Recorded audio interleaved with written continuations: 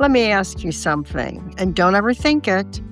Have you ever been so angry that even though it was technically over with, your body didn't get the memo? Here's the uncomfortable truth. If we don't deal with the anger, it just doesn't leave. It sets up camp in ourselves, in our souls. Hi, I'm Ann Johnson. Y'all ready to chat? Today, I want to talk about why anger is one of the most emotionally poisonous states we can live in. And I don't mean just morally or spiritually. I mean practically. Let's chat about what anger can do to your body and your mind, not to mention your future. Because let's face it, the person you're angry at, they've probably already moved on. So let's start with the lie that anger tells you. Anger always arrives with a promise.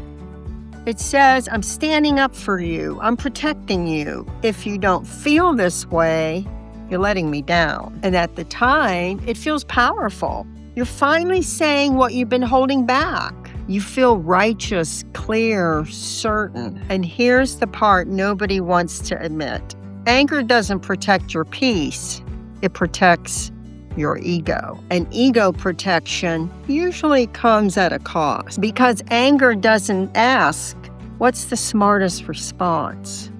Instead, it asks, how can I feel less small right now? That's why anger feels good for about 5 minutes and then leaves you with this sinking feeling of regret and remorse. Have you ever been angry, calmed down, and thought, I should have handled it differently? That's what anger does. I mean, let's face it, if anger actually solved problems, the world would be living a much more peaceful life. So what is anger doing to your brain? When you're angry, your brain isn't broken.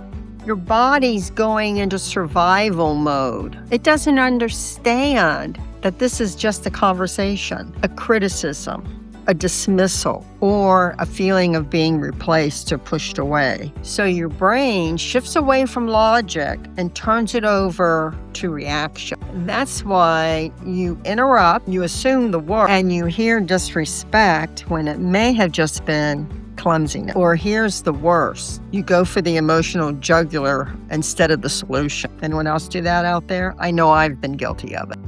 It's not because you're immature. It's because your anger narrows your focus to self-defense. But here's the problem. You cannot build a future from a defensive state. Anger can feel like clarity, but it actually shrinks your perspective. What does anger do to the body?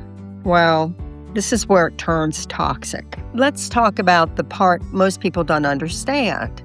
Anger isn't just emotional, it's physical. Every time you stay angry, your body releases hormones that it uses for emergencies. And that's fine if you're escaping, but it's not fine if you're sitting at the kitchen table reliving the same conversation over and over again. Your body doesn't know the difference, so it stays tense, embraces itself for an emergency. Over time, that can show up as irritability, lack of sleep, inflammation, constant tension, and feeling like you just can't relax. And unfortunately, all this tension and stress can show up on your face. Now, I did a chat on how emotions can have an effect on aging. So I'm going to put that link in the description below. Check it out. You may feel like you're constantly worn down, but that's because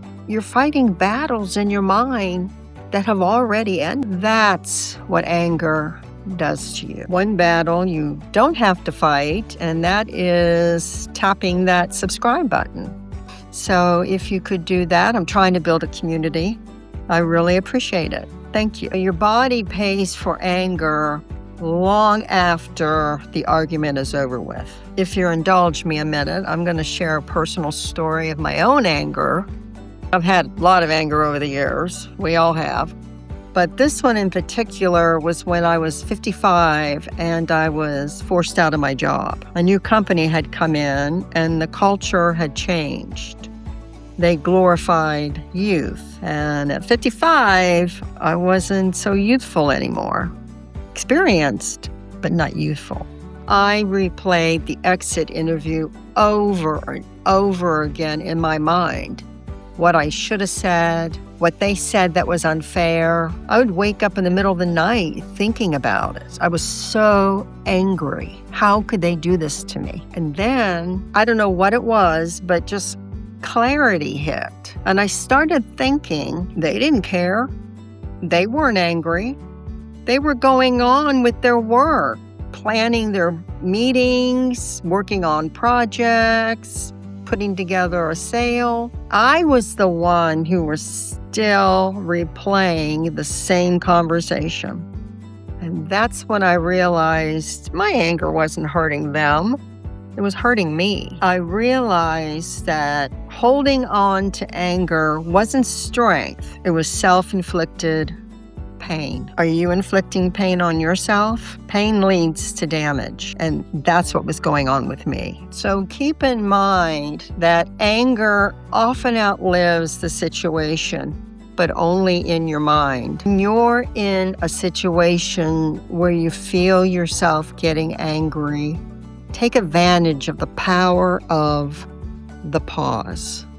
There is a tiny window right before you act when everything could go differently. You know, right before you send the email, right before you snap, right before you unload. That pause is where you take your power back. You don't have to suppress the anger. You just don't act on it. Because, let's face it, once you act on anger, you cannot unring that bell. Sometimes the most self-respecting thing you can say is, I'll get back to you on that. That pause gives your nervous system the command to stand down. Once you stand down and you've calmed down, you can go back to the situation and deal with it in a much calmer, more effective manner. Responding calmly isn't weakness. It's control. But what really is anger? When it really comes down to it, what triggers it? Anger rarely is the real emotion. It's the bodyguard emotion. Underneath anger, there's usually grief, disappointment, fear, feeling dismissed, feeling unimportant. Anger pretty much says, I don't want you to see you hurt me. So instead of saying, you hurt my feelings, you will go on the attack. Do you lash out when somebody hurts your feelings? I know I am totally guilty of that one. And I can be pretty vicious when I get my feelings hurt and I go into the anger mode. Put in the comments below if you're guilty of that. Just write guilty. And when I've lashed out, I've not only hurt the people I lashed out at, but I hurt myself because I had to deal with the consequences. So ask yourself, what is my anger protecting? Because once you know that, you can control it. That's when anger becomes information, not poison. I've found that when I listen to anger instead of obeying it, it really loosens its grip on me. But how do you let go of anger without letting them off the hook, especially when you know you're in the right? So let's be clear. Letting go of anger doesn't mean the situation is okay, that you were wrong and that they won. It means you refuse to pay for it. Most anger really doesn't affect the person you're angry at for a long period of time. It affects you. Letting go is saying, I'm choosing my future over this feeling. And that's a wonderful feeling of control. You don't have to carry around what's already happened in the past. I'd love to know what's the one situation that triggers anger in you and how you've dealt with it. Put it in the comments below. Don't forget to subscribe, and thanks for the chat.